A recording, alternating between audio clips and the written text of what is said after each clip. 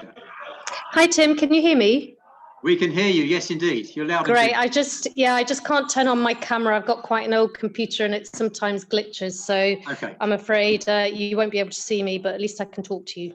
And Nikki's in the shadows there, just joining us. Hey, Nikki. That's quite ominous. Yeah. Is that how she looks when she does the coaching? Yeah. No, she's more scared. She's more Hi scared. Joe. Nikki, they say you're more scary than you're in the shadow there. Fine, okay. Now, yeah, it's amazing, isn't it? Doom and gloom all around. The amount of emails I'm getting, people concerned about this, concerned about that, despondent, and yet you're paddling. So, however dark it might seem, you know, there's nobody paddling in the UK apart from single boats and paddle boards. Nobody paddling in Hong Kong. So you're getting out. So you're still planning to race this weekend, yeah? Yeah. Fantastic. So how are you doing it? You doing it in 8s, or did I hear 12s or 8s? How are you doing it? 10s. 10s. 10s. Well, okay.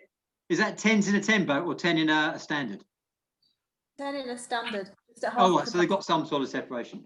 And you're, I mean, it's so how's things normally? Generally, are they sort of cases increasing or decreasing, or how's it looking? It's just looking a bit touch and go. Bizarre, really. I mean, cases are increasing, but they've got this national immunisation drive. We've all got free access to the COVID vaccine, and there's kind of restricted access to the Pfizer vaccine. So, yes, it's a mix of rising cases, but kind of a lot of testing and access to vaccination. So it's quite unique, I think, compared to other places in the world. It is, because most people seem to be following the same sort of, and then you see UAE, Dubai. I mean, I think KISS were playing at New Year, weren't they? when I had hair, This is the praise, yeah. This is the 70s. When I had hair, I used to follow them. I was surprised they were still going, but there you go. There you go. Oh, Gene Simmons looking like 75 years old. But anyway, that's not what I'm going to talk about. So, challenges all round. You've seen the stuff regarding the Europeans. I mean, my assessment is the Europeans is really, really unlikely, because when you think about it, vaccine rollouts, I think in the UK, they're talking about possibly all adults by September. And frankly, the EDBF, if you're familiar with it, member countries complain about so much. Anything that's even slightly unfair, they can't get round a turn, they can't do this. They're up in arms and they're protesting. So something like this, if nobody has got access to training or stuff, then, but anyway, so that's that. Talking to people in Hong Kong, they're optimistic about the World Nations Championships, but there again, once again, it's up in the air. They don't know. And there's some people who know the territory much better than I do, who are also quite pessimistic about it, because also in November, what the IDBF is doing, the same as last year, they're waiting to see what happens with the Olympics. And whatever happens with the Olympics, they'll follow suit, yeah? There's also, I gather, the Rugby Sevens, massive international tournament taking place in November or scheduled at the same time. So pressure on hotels and all these other things, nothing to do with COVID, which will impact on our decision. So, long story short, Tim, can I just say, so the Hong Kong Sevens is due to take place on the last weekend. So all of the Dragon Boat teams would be arriving before. So that's good. So I checked that this morning. So it would conflict with the end of the competition, but at least all of the Dragon Boat people will be there before the hordes of the Rugby Sevens supporters arrive. The unwashed rugby players, yeah. But anyway, yes. Yeah. Okay, fine. Oh, well, yeah. Okay, but there are just lots of balls in the air. So at this stage of the game, I normally talk to people about the GB journey, the Dragon Boat journey being the cake and the icing. The competition, and maybe any success you get in the competition, is the icing, but I'm really into the cake. I'm not into the medals, the ribbons, wearing the shirt. That's, yes, we do that, and sometimes we get some success, but it's all about the cake. Now let me expand on that. Because we don't know about the competitions, what I'm keen to do is actually create a high quality paddling community. So I had something a few years ago in 2017, 2016, when paddlers didn't quite make the cut. between the time trial, the pre-trial and the main trial, I created what I called basically a fast forward program. It's to get those people up to speed, and most people have got through that. And what I'm looking to do is maybe expand that, and I'm interested in your opinions, because if you think it's a good idea, we're going to do it. If you don't, then we won't. So that's a bit of a pressure test for me. We create what I'm thinking, not a new club, a quality paddling community, which prepares for competitions, does all the stuff we'd normally do. And if the competition goes ahead, we do the competition. If it doesn't, we fall back. But we establish and maintain a quality group of paddlers. And what I mean by that is there's 3 strands to it. There's the strength and conditioning, or really exercise program, that is going to roll out on the 1st of February. That's a paid program, but I'll talk to you about that in a minute. There's the weekly objectives I'm going to set, and you've probably seen the one already. It'll be a multifaceted thing. So this week was 90 seconds of effort. So give me some stats regarding sprints and that sort of thing. So that will roll on. And the 3rd strand, and I can give you more detail in the email, really, is a weekly meeting. And I'll have to do 3 meetings, one to be compatible with UK based, one to be compatible with Dubai, one with Hong Kong, and whatever. But it's basically an hour's meeting every week. And in that, there'll be some instruction, maybe about technique, about training plans, about training, how we train, analysis of training. I might get people talking about mental toughness, all the stuff I'd normally do at the sessions when we meet up. And then we have a Q&A at the end. So it's like a tutorial, but you don't want to be listening to me all the time. Clearly, I can see by your faces. So I want to be bringing other talents. So I'll bring in Nikki. I may bring in Heidi May to talk about your specialist areas if you want to do that. So everybody gets the benefit of all the skills we've got in the group. And that's how I'd normally do it live anyway. So how do you think about that sort of thing? Not everybody can make every week, I understand that. So the idea would be I'd run this and record them, as long as everyone is happy, and it goes out. So everyone gets the benefit either online. So it's actually, Heidi May, it's like I gather you're going towards doing like lifestyle online coaching, same sort of thing, where you have that weekly, that might be a club there, where you might set a challenge, you might do this, you might do that, but you're keeping people together and you're moving the whole group onward and forwards towards the objective, even though the objective is unknown at this point in time. I very much agree, Tim. And I think, particularly with so much uncertainty around the endpoint, we could get also focused on, smashing it, winning a medal and all of that. But I think the most important thing is that we focus on the journey and then we get the most out of the journey. And then, if it all doesn't happen, we've had a really enjoyable, positive experience where we've benefited. And I totally agree. And I think there's a lot around pulling together and building in accountability, with challenges and all of that. And if it doesn't happen in November, then it may well happen the following year. So we've not lost anything and we've had a positive experience. So I totally agree. Do you know any other points? Just come straight in, yeah. So certainly don't mute yourself or anything. Just come straight in with any points, because it's about this. I mean, I talk a lot, so apologies, but it's not about listening to me. It's about hearing from you as well. Yeah. First competition I did in Worlds in 2010, 2011. Went to Tampa with a really substandard senior mixed crew. We thought we were great. We thought we could win everything, and we got our asses well and truly kicked. So this whole idea of the cake, the journey, as Heidi May says, absolutely. You may go along, you might smash it, you may win everything, you might win 5 gold medals, but realistically, if you get into major finals, that's great. That really is good. So it's really about motivating people and keeping that going. And if it turns out in November or whenever this part of this particular phase of the journey finishes, you end up as better paddlers, you've got some paddling mates in the UK, in Hong Kong, and you've done challenges either in your groups in Dubai or in a multinational thing. So part of it is, I might do a challenge. It might be, I don't know, it might be Vicky Huffy in Hong Kong, Joanne and me, and we do one challenge where we mix. So you're getting to know people. even though you're thousands of miles. You see what I mean? So we're building the fabric of the team, because what we're not doing at the moment, for obvious reasons, is yes, it's about sitting in a boat.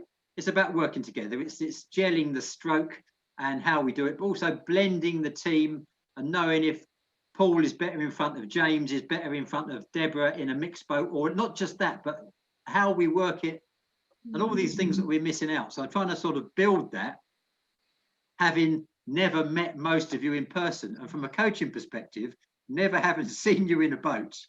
I'm talking to Tom today in Hong Kong, and we're just having to reinvent the whole thing again. But it's going to be a good process for it, and I think a lot will come out of it from the coaching perspective. You know, the way we've done stuff in the past, we've always done it that way, so why not? Yeah. What do you think, Rachel? What do you think?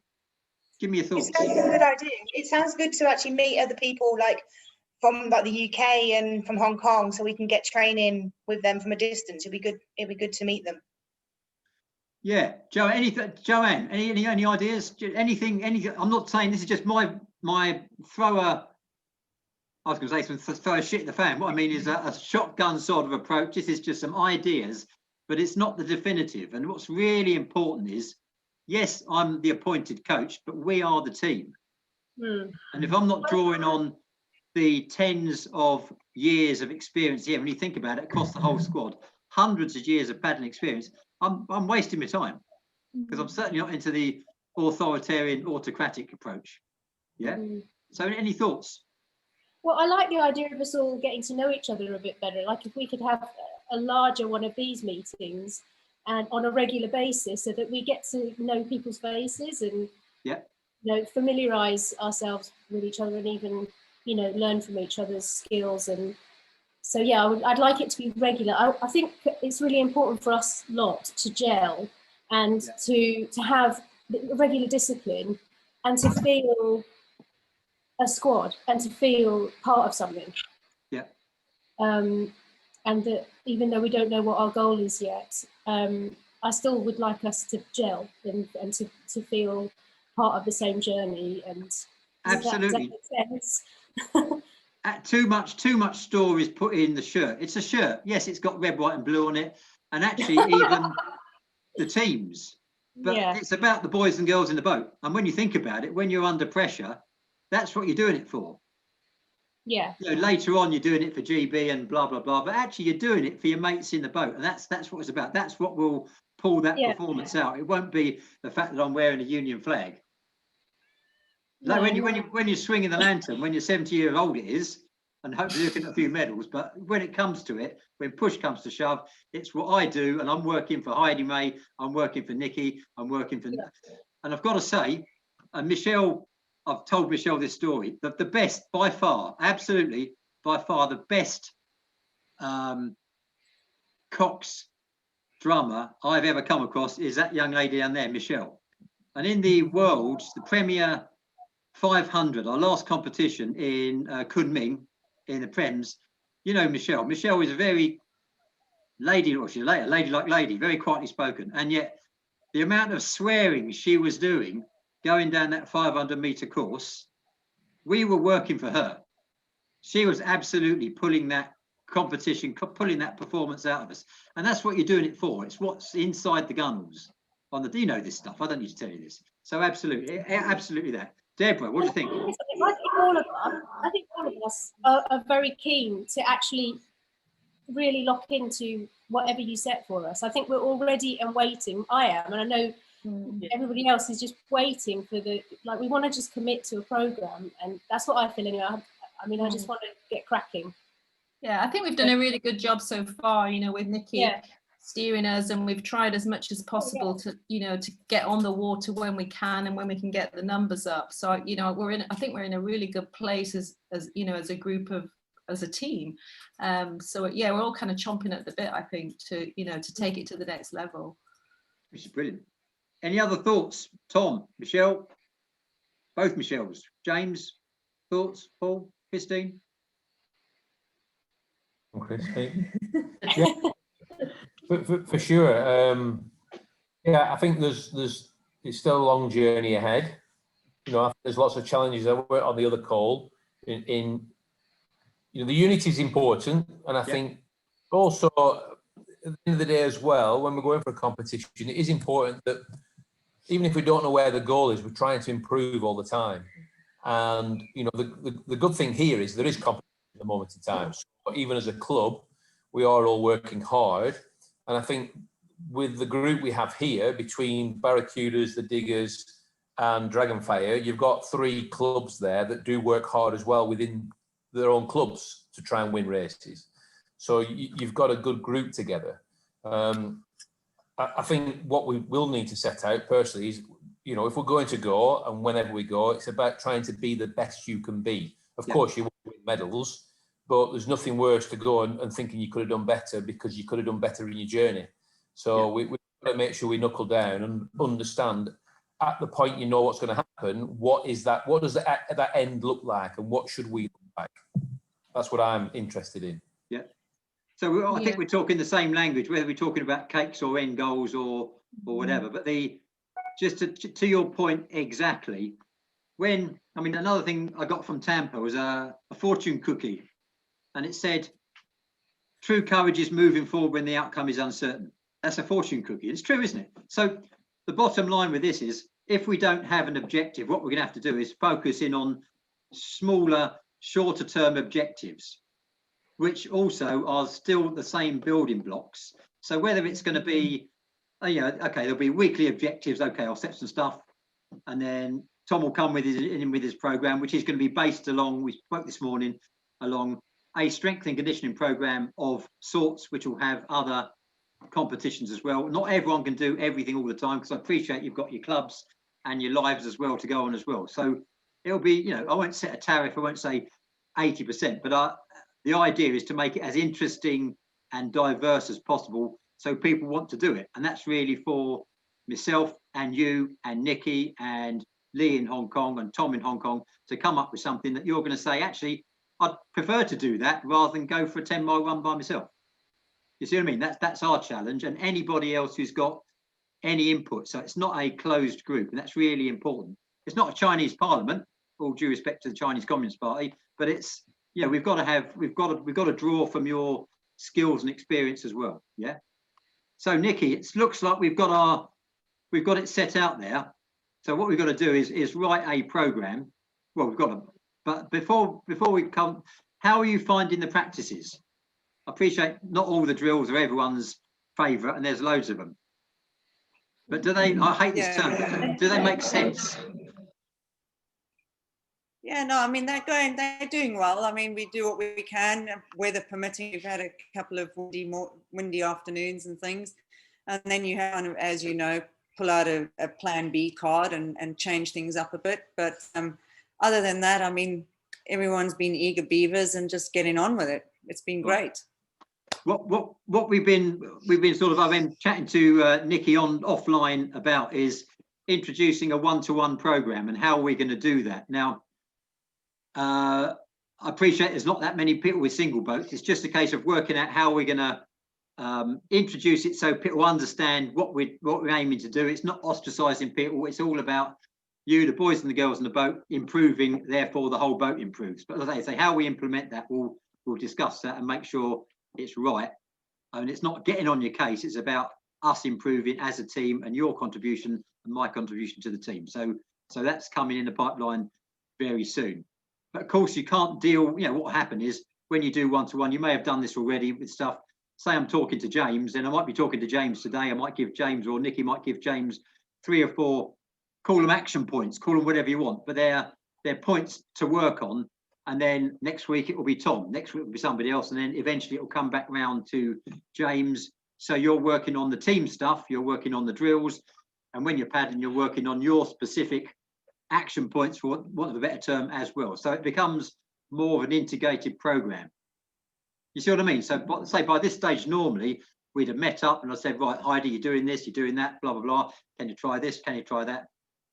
There's always going to be a bit of a conflict, because your own clubs may be asking you to do stuff that's slightly at variance. Now, the chances are there won't be too much, because we're talking about take a human body and the average human body, see how it works most effectively. Most of the best paddle strokes are a variation on that theme. You might engage your lat slightly earlier there, whatever. We can talk around that. So there shouldn't be too much crazy stuff going on. But if there is a difference, then it's just a case of saying, well, with Dubai Diggers, I'm not sure how they, I imagine how that, who's in Dubai Diggers, by the way? Me, Jim, yeah, the boys, 3 of us, me, Jim, and Tom. I don't know how Dubai Diggers paddle now, but certainly I've seen from years ago, I can see some variations there. And if there was some variations, just a case of saying, well, this is how we do it in Diggers, this is how we do it in a GB boat. But there shouldn't be that much difference. And on our Wednesday sessions, a lot of the drills and skills come from outrigger. And you know, you've got the dihedral on the paddle. There's reasons for that. And if you understand what we're driving at and why we're asking you to do stuff, then we can discuss it and we can, you know, you can understand it. But I won't be asking you to paddle 2 feet in the air, you know, sitting backwards or anything crazy. So it's nothing like that. But it will actually, I think, improve your appreciation of the sport by looking at it from sometimes a different perspective. And if I'm wrong, then we will change.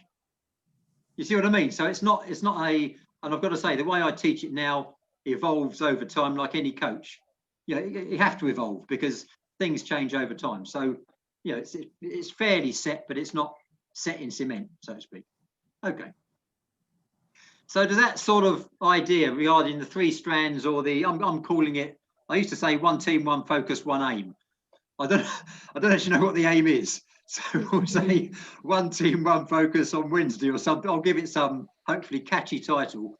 And I like the idea, and thank you for that one from Joanne, that we do a Dubai focus, and then maybe every month we just bring everyone together, or whatever it's going to be. But we'll see what the appetite is across the board. Yeah. Does that sound okay? Yeah. Can I ask Tim, how are the other paddlers? You know, we haven't had any interaction with them for a while, but how are they feeling? What's the kind of vibe from them? There must be frustration, they can't get on the water and stuff. I mean, those people in Hong Kong who've got single boats and can paddle are paddling, or SUP. The vast majority, in a word, in a phrase, alarm, despondency, peed off, that sort of thing. So to a certain extent with you paddling, I'm sort of preaching to the converted, if you know what I mean. In the UK, at the moment, you know, I'm lucky I've got boats here. I can get out on the canal rather than the sea in Cyprus, but I can paddle. So I'm grateful for that. Most people in the UK, unless they've got their own boats, can't paddle. So that's a big issue, a massive issue, in fact. Yeah, so I think, Heidi May, I think the restrictions in Hong Kong will be probably lifted by the end of January. So they've got quite strict restrictions at the moment, but yeah, they're hoping that the restrictions are going to be lifted within the next couple of weeks. So I think end of January, I think people in Hong Kong will be back on the water, possibly with restrictions like in Dubai, where it's a 20-man boat, but you can only get 10 people on. But I'm hopeful that they will be back paddling in February. Yeah, I mean, I've heard that, or Chinese New Year, or whatever. But I would assume Chinese New Year, people get together and stuff, but in the next few weeks. But we're in the same position as you, but behind. So we've got the setup. We've got Lee Moosey, who you may know, you may not know. He's ready to do some coaching. We've got Tom there as well, who's got his own gym, etc., etc. So that's ready to go, but it's just on hold at the moment. And I think most people, if you know Hong Kong, very little, unless you're in the new territory, very little open space. And most people, lots of people live in flats, whether they're big flats or small flats, they're flats. So there's like a bit of green space, maybe Victoria Park, if you know that. But so some of the challenges we're setting are limited to that sort of stuff. But so we've got to be inventive.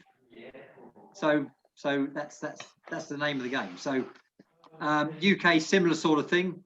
Those people who have got boats have probably got weights and ergos in their own house, and they'll carry on regardless anyway.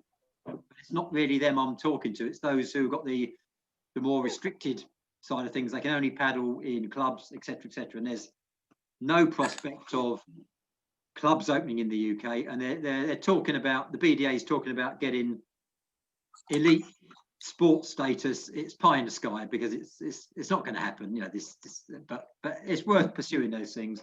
But that's where we are there. So I think, if anything, the UK-based paddlers will be the last back on the water. But that's the way it is. But and this is an important point. I mentioned it in an email. It really annoyed me, actually. I don't really get frustrated by much, but I'm at this meeting, and they're good people. They're good coaches. They're good people. But there's this little England attitude that persists with some to say, well, you have to be. How can you possibly train for a GB team if you're not based? They say in GB. They mean in UK. And it's like, we're not recruiting Hong Kong fishermen, although the fishermen teams are pretty good. We're recruiting British passport holding British people. We're not recruiting Bedu out the desert. We're recruiting British people who are British. So the fact that whatever goes on in the BDA is neither here nor there. And if we end up with a team based from Hong Kong and Dubai at the World Nations Championships, that's what we do. Yeah.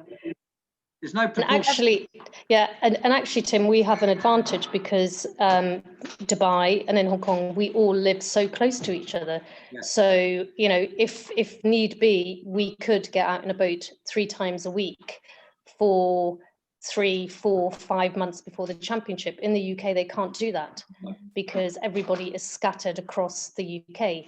So actually, we have a real advantage here. Yeah, and like I say, I have a global attitude to it, and if it won't be popular with the BDA, but I'm not really bothered. Really. So do we have to belong to a BDA club to be able to represent GB? No, what you have to do, the only qualification, because this was written 30, 40 years ago, is they made the assumption that people are British, and there's a foreign-born qualification as well, but assuming that you qualify by reason of nationality or residency in the UK, then all you have to be is a member of the BDA. So you'd have to join the BDA, which costs you 35 quid. That's all it is. And to join it, you don't have to be a member of a club. No. And no. I like I say, there's no. I shouldn't really say this, but I'll say this anyway. Officially, then you should be a member of the BDA in order to time trial. That normally takes place, the pre-trials we do them in January, but there's no prospect of that.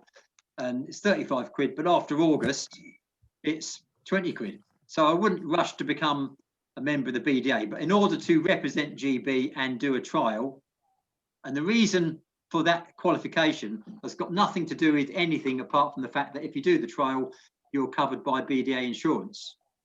But I'm definite the BDA insurance would not cover Dubai, and it wouldn't cover Hong Kong anyway. Tim, it doesn't, because I requested copies of the insurance, being an insurance person, for 2019, and I looked at them, and it doesn't cover overseas paddlers. You actually have to be a UK resident in the UK.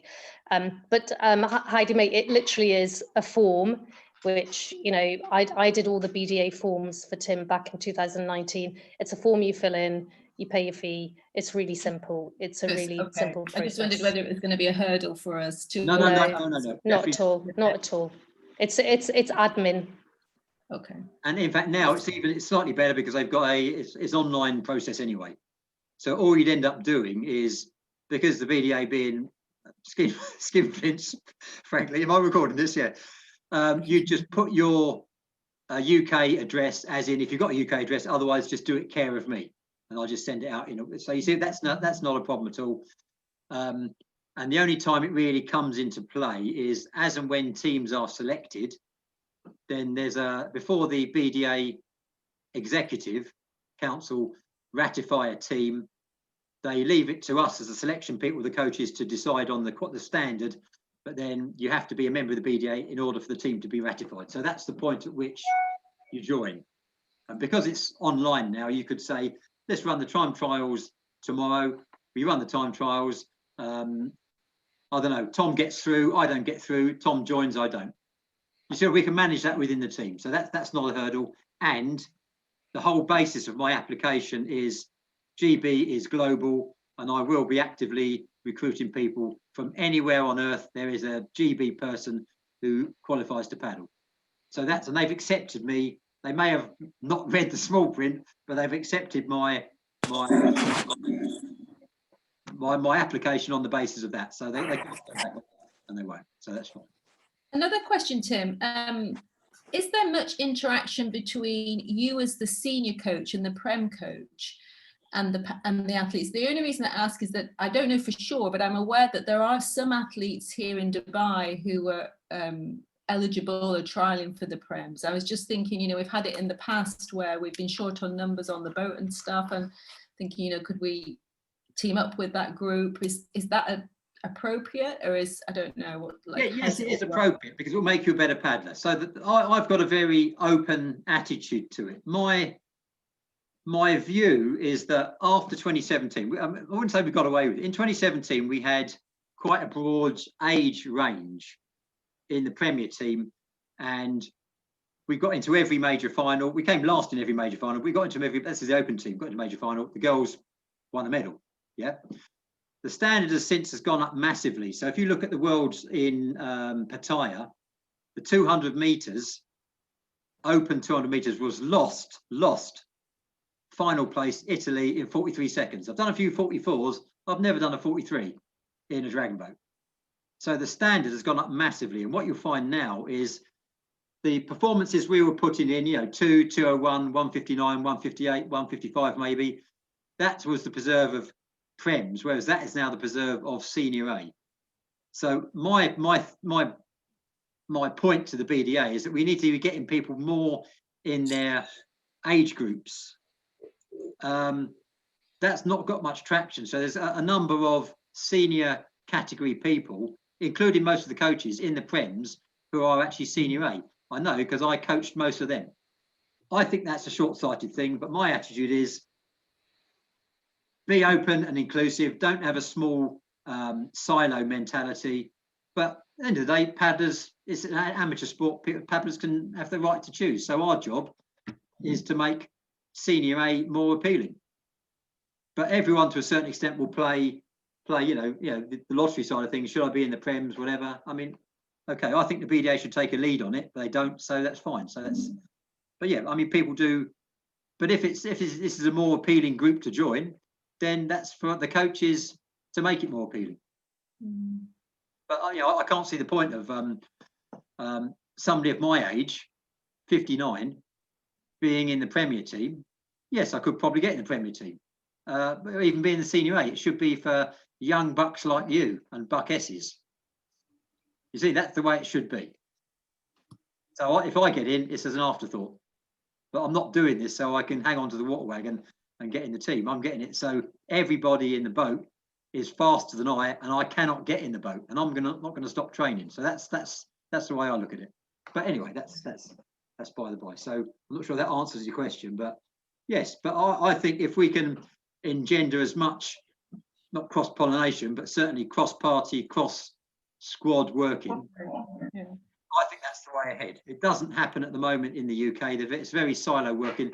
And I'll give you, for instance, at the meeting, the last point I said was, what happens if the Worlds goes ahead, or even the Europeans goes ahead, and the Prems don't have enough people for the boat, the Senior Bs don't have interest, the Senior As. You know, one of the fullbacks position, we could put in a composite team. It will have to be called a Premier team, but say, for example, only 3 people in the Senior A wanted to do it. You see what I mean? So there's a little bit of resistance to that, but that's got to be the way you've got to be thinking. We're going in Senior A, but if there's a fallback and a possibility of putting a composite team, then we should consider that. So to that end, the more you are familiar with your paddling buddies, but I certainly wouldn't. If there's opportunity to work together, then work together. Absolutely, because it's GB, it's a team, isn't it? We just happen to be the Senior A. Well, that's what I was wondering. Kind of how it's put together. I don't think we work enough as a team. We tend to work to this point in squads only, whereas I think we should be working as a team. I think we should be training more broadly. So any resistance to that won't be from me. Can you give me 1 minute? I've just got to answer the door. Just talk amongst yourselves for 1 minute. I think. Cheers. Oh, naughty. I have a glass of wine as well, but you just can't see it. I knew you Heidi would. May knows how big my glasses are. Yeah. Twice the size of mine. I'm half the, well, I was going to say I'm half the size of you. I'm actually not quite half the size of you because you're quite tiny too. You can drink me under the table, Michelle. I know that for sure. But how many Premier people are there here? Steve, I don't know. I've just heard. I mean, Nick, yeah, there's just a handful. So I know there's only like 3 or 4, but for the Prem guys, they're now they are going to have to go over to the UK to time trial. So it's not like the senior A's where Tim will come or we'll do the time trials here, because there's so few people.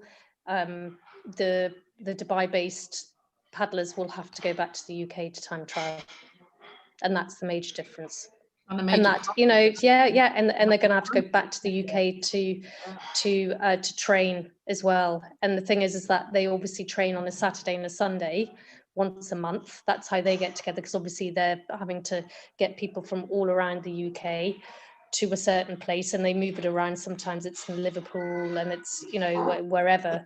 So logistically and monetarily, it's a lot more expensive if you want to try out for the Prems, because you're going to have to travel, you're going to have to take a Sunday off. You know, it's logistically, it's a lot more difficult. Nick, have you got any on your team? Any girls on yours for the Prems? Yeah, I've got one girl. Okay. I think the others have pulled out just because of work, so can't make it. That's it. And is she doing much? Is there much? Are they pulling together, or you know? No, not from what I can see. I mean, Tom's helped her on the OC on Friday morning, and that's about it. So again, it's getting that single boat time, and they have to do all these time trials and things every week. There's a workout and times they have to hand in, and if you don't have a single, it's really hard to do that. So it's a lot more competitive, I think, and they're asking a lot more of you than what we're doing. So senior A's are fortunate we can all just climb in a boat and go and train together. You've got a full squad, rather than I think they are kind of feeling singled at the moment. You know, one's doing this, one's doing that. It's not really coming together because there's only such few here. So yeah, just good night, guys. How are we doing? Just I know there's a couple of guys. How are we doing? You all right? Yeah, you? Yeah, oh, great, thanks. Yeah, just on that, just answer that question. Like, no one's getting out in Hong Kong, so the only correspondence we're getting on the Prems is literally you get a task for the month and you have to complete it and send your returns in. Yeah. And as far as numbers, I think there's only the girl from your team, and then Marianne said there's 2 from DPC you're going to go forward, and that's it. So there's just 4. 2 girls or 2 guys, Tom, do you know? Sorry? Are they girls or guys? One of each. And I don't know how old he is, because I was going to send a message and say, would he be interested in the Prems? Because it'd be good to get him in our boat. You mean seniors? The senior A. Yeah, sorry, yeah, seniors. Yeah. To be quite honest with you, I know exactly what the Prems are doing because it's what I did with them. And what would happen is you get a strength and conditioning program, which you complete, and you've got so many returns you do during the week. And then I would set them things like a number of 500s out and back, or 1000s or 200s, and I'd focus on one particular discipline every month. And then that would feed into the month's training camp. You see what I mean? So that sort of thing. With the same sort of building blocks. All we're doing is the same sort of thing, except we're doing it in weekly chunks. So if you have a look at it over the next few weeks, I'll be focusing on 250, 200, 90 minutes effort on this, that, and the other. We'll do that. Then we'll focus on 500 for a month. Then we'll focus on 1,000 for a month, broadly speaking. So once I've got that going, what I'm doing is feed in with Nikki to feed, so it informs the training you're doing. So, you know, for this first phase, we'll just look at the shorter discipline, breaking the 200 down into 100-meter segments, seeing how far you go in a certain, that sort of stuff. So it's all in the stuff I sent out previously. So that's all the underpinning stuff there, and that's also supported by the technical stuff. So, but what you tend to find is, having done it for a few years, you have to pitch it right because if you do too much with your club training and your other lives, as in not full time, people don't do it. So you end up, the people who are out training do it all. They do absolutely everything and more, and you're getting maybe a return rate of 25%. Whereas by stepping it back a little bit, you get a greater return rate. You see what I mean? So that's a case of pitching. And if, for example, I set some objectives and 90%, I mean, the best I've ever got is 81%. But if 90% plus return, then I know I've got it about right. But if I'm getting a return of, it's like setting it on YouTube. You start a challenge, 200 people watch it on day 1, come day 10, 25 people watching it. But I'm actually pitching it at the 25 because they're the people who are going to be doing it, not so much not the window shoppers, but you know what I mean? It's that sort of curve. But what I want to do is work out what not the appetite is, but what the capacity in terms of other stuff going on in your life. I don't mean capacity as in ability or willingness. You know, if you've got other stuff going on, and if it's around about there, then we can pitch it there and we can achieve more than trying to pitch it here and only catch in a small number. That's that. And you can only really work that out as you go through a couple of cycles and get feedback. But early. Tim, are you going to be coming over here at any stage, you know, to do some coaching in person?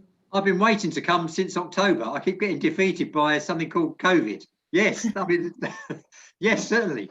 In fact, I've started a course with Nikki that should have been really wanted to finish it in November, because I've got to do some, there's some of the stuff you can do. You cannot do practical assessments. I can't do them online. They have to be done in person. The water safety side of it has to be done in person because it's people in the water sort of thing. So yes, definitely. Same in Hong Kong.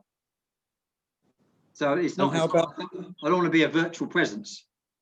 And how about sort of like, bringing the Hong Kong and the Dubai paddlers together, like, I don't know, like a couple of times a year or something like that for training camps? Is that something that is certainly a possibility? And you probably know I've got a training camp location in Cyprus, for example. So I've got in Cyprus, in Paphos, I've got a dragon boat, OC6, OC1s, O1s, OC2 paddle boards, and it's set up for that. That's a solution amongst other solutions. You see what I mean? So these things are there, they exist. Of course, at the moment we can't travel. I can't even get back to Cyprus at the moment, so I'm stuck paddling on the Grand Union Canal. So James, one of the big issues is that Hong Kong has been quite strict in terms of quarantine, etc., for coronavirus. So if you can only get into Hong Kong if you are a resident. And even then, you have to basically quarantine for at least 2 weeks, maybe 3 weeks if you're coming from the UK. So that's the big hurdle at the moment. I'm thinking, maybe like in 2 or 3 months down the line, when hopefully, fingers crossed, everything starts panning out a little bit better, There's Mr. Optimist there. No, of course. No, but exactly that. As soon as I can, yes, because that's really one of the big draws for me doing this. Because I get to paddle with great paddlers throughout the world. That's why I'm doing the job to a certain extent. But yeah, but that would be the plan. But just the other point, to your point, I think it was Tom's point, or maybe Heidi May's point, regarding working with other paddlers from other squads. Absolutely, yes. There is some small variation in the preferred stroke of the Prems. And to be honest with you, they've I don't know if anybody know Carmony Jane, who's a Canadian coach. She's got an idea of a hinging door. Okay. Now, I know the stroke, I know the style of the stroke, but when I've seen the Prems or the Prem paddler, it's the same stroke we were doing in 2017. So there may be some very minor variations, but I'm pretty certain if I sat in the Premier boat and paddled it, they wouldn't notice that there's some little differences, but they wouldn't notice any major differences. So I can't see any incompatibilities. You're not going to be paddling like that and they're paddling like this. It won't be anything like that. It might be left leg forward, right leg forward, whatever, but that sort of stuff that's easy to get over. So if you have the opportunity to train with anybody and learn from anybody, do it. Absolutely do it. You can only be a better paddler for it. Yeah, but there's no little England, no silo thinking. But our job as a coach is to make this the squad, the preferred squad for people of a certain age, and that is 39 or 40 in the day of or the year of competition. That's it. Yeah. Okay. So James, what we did in 2017 with Tim was that the World Championships were in Kunming, which is in China. So the UK, there were only two camps there. It was a UK-based camp and a Hong Kong-based camp. And the UK people flew out to Hong Kong before the championship so that we could have 3 or 4 days to basically blend the boats. So I assume, Tim, that is something that you would probably want to kind of do for the Worlds in November. Well, as you know, and just to that point exactly, 2017 was the first time we did this.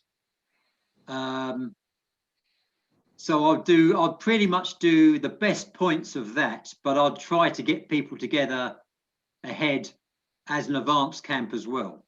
You see what I mean? So that was okay, and we achieved a lot in those few days, but there was a couple of weather holders. I mean, a couple of complications with it, but I'd be keen to do that in advance as well. Of course, it depends on people's availability, finances, etc. You see what I mean? So yes, if we possibly could. So my aspiration to that point would be, yes, we get together sometime in advance in Hong Kong or whatever, but also if we could do it even in smaller groups, either in Dubai as a central location or in China, in Cyprus or whatever. Yes, that would be my aspiration, my wish to do that, exactly that. Because the more time you spend together, the better blend, the stronger you are, the more investment you've got in the crew. So you're dealing, you're paddling with individuals, not a sort of something that's put together in the last few days. So that was actually. We'd all welcome everybody here for sure, I think, and make Dubai will be a great training ground, so to say. And and it's not. I mean, looking at certainly costs from the UK. I'm not sure about from Hong Kong, but it's a nice. That's a central location. So absolutely, but it's for us to develop those options. But yeah, if we can get access to boats and stuff, and yeah, then I'm more than up for that. There'll always be people who can't make it for whatever reason, finance, work, family commitments. But even if we could get 30, 40, 50% of people together, then that's going to be a benefit. So, Tom is now paddling with, if I'm in the boat or steering, or if I'm doing something or whatever, yeah, you're working with somebody you've got to know them, you're a blend and that sort of thing. So yeah, that's the ideal situation. But yeah, I'm hoping that's answered some points, given some clarification as to where we are now. I mean, clearly, myself and Nikki and myself and Lee and all us three in the coaching group need to be doing a little bit more conversation, because like I say, it's not about what I say, it's about what we decide as a group is best for the whole group. Yeah, that's what it's about. So Heidi May, to your coaching, it's the coaching thing, isn't it? It's the same sort of thing. It just happens to have a dragon boat, so it's trying to draw the best out of people. Absolutely. Yeah, absolutely. Yeah. I'll have a chat with you at some other stage about that, because that's something I'm interested in moving into myself, but that's neither here nor there. Okay, right. Anytime. Right, okay. And then that's me talking for more than an hour, which I promised I wouldn't, so apologies. Any final points from you? Generally thumbs up? Yeah, very thorough. It's exciting to think that we're all still, on the same page, moving in the same direction. Yeah. Even, I mean, it makes the group stronger, even despite all of it's certainly in spite of the challenges. So yeah, okay. So Tim, I have to say that I am actually really, really excited about this, because looking at the people that we have in Dubai, I don't know the UK lot very well, but I do know the Hong Kong lot, and we have some really, really great strong paddlers. So we have the potential to have a really, really competitive senior A team. Yeah. Even just looking at people in Dubai and Hong Kong. So I'm actually really, really quite excited, and I'm annoyed that I can't really get on the boat and train with these guys, partly because, I don't really want to, have a seat on the boat that a paddler could have, but also because of, you know, my own medical vulnerabilities and my husband's as well. But I am really looking forward to getting on the boat at some point. But you know, we have the potential to have a really competitive team. Brilliant. Okay. Can't wait to have you, Michelle. Okay, quick, thank you for that. But we'll kick it off, if you're happy. We'll kick off the first of our little tutorial things next Wednesday, same time next Wednesday. But like I say, if you can make it, we'll keep it to an hour. So it'll be like 30-40 minutes of, like I say, chat. I've got informative education, not chat. And then a little roundup for questions, that sort of thing. We'll get people involved in it and go from there. And if people can't make it, then they can pick it up online or pick it up on YouTube in the private group after that. Yeah. Okay. Just a quick roundup then. Rachel, was that a question or are you scratching your head? Scratching head. Or stroking the cat? Is this what she keeps pulling my hair? So around the room then, Rachel, any points? The only point I've got is this Teams. I really struggle. I don't get notifications from it, and I'm really bad at remembering to look at it. So I'm really, I need to have somebody boost me. It's like, oh, look, there's something on Teams. Thank you, reminder, Rachel. Thank you. Anybody else difficulty with Teams? Because if I don't want to I want to snow you under with emails, but significant stuff I can easily send out by email and Teams. Yeah, it's not going to be. Email comes straight up on my phone, but Teams doesn't. Email's good. Email's really good because I think email too, Tim, because Okay. I'm not terribly good at Teams either, and I don't seem to get notifications when something new comes in. As well, Okay, so the Facebook group's good. Yeah. So for Is everybody on? James, are you on Facebook? I can be. You want to be on this squad, man? You got to get yourself on Facebook. All I'll say is just one form of communication, not like 15. You know, I don't want to be looking at Teams, then 5 different message groups, and you know what I mean. Just one point of contact with everything that we need. That would be perfect. Okay, so for this group, as long as everyone's happy, the main focus will be the Gmail, and I'll post stuff on Teams to back it up anyway, because I think the Hong Kong preferred Teams, but that's just the way it is. That's fine. As long as people get access to the information and they know where it is as a primary and a backup, then all is good. Yeah. Okay. Any other points? Paul, Heidi May, Deborah. Hello, Deborah. Happy with that. Yeah. Okay. I've got a Zoom session in 40 minutes. I better record this and get on with that. I'm training a group in Cyprus. How about that? Anyway, no. Right. Thank you very much.